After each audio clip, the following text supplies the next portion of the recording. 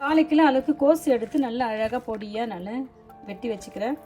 நம்ம இன்றைக்கி ஒரு பகோடா செய்ய போகிறோம். கோஸில் கொஞ்சம் பெருங்காயத்தூள் சேர்த்துக்கலாம், கரம் மசாலா தூள் சேர்த்துக்கலாம், கொஞ்சம் மிளகாய்த்தூள் காரத்துக்கு ஏற்ற மாதிரி சேர்த்துங்க, மஞ்சத்தூள் சேர்த்துக்கலாம், ஜீரகத்தூள் சேர்த்துக்கலாம். இந்த கார்ன்ஃப்ளவர் மாவு வந்து சின்ன ஸ்பூனில் 2 ஸ்பூன் சேர்த்துக்கலாம். அரிசி மாவு சேர்த்துக்கிறோம். நம்ம மாவு ஒரு 2 டேபிள் ஸ்பூன் சேர்த்துக்கிறோம்.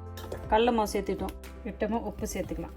இதில் பொடியாக நறுக்குன இஞ்சி கொஞ்சம் சேர்த்துக்கிறேன், 2 பூண்டு சேர்த்துக்கிறேன். இப்போ கொஞ்சம் கருவேப்பிலை சேர்த்துக்கலாம், பச்சை மிளகாய் சேர்த்துக்கலாம்.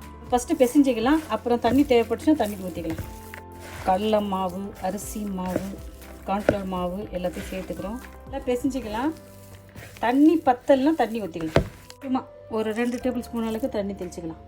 தண்ணி அதிகமாகிட்டு நல்லா இருக்காது. அதுதான் இது எண்ணெயில் போட்டு பொரிக்கிறதுக்கு முன்னாடி உப்பு காரம் பார்த்துக்கலாம்.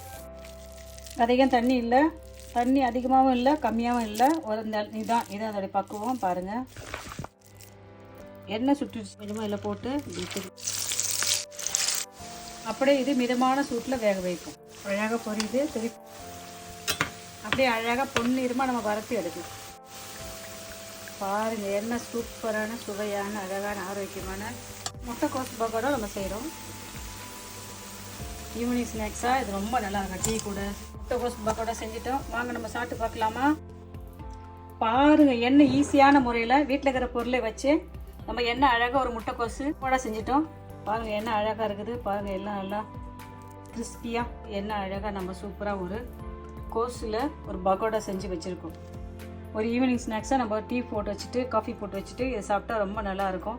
முட்டைக்கோசில் வந்து ஒருமே வாசனை வரும், ஆனால் நம்ம போட்ட மசாலாலாம் சேர்ந்து வாசனைலாம் ஒன்றும் இல்லை, நல்லா சூப்பராக இருக்குது.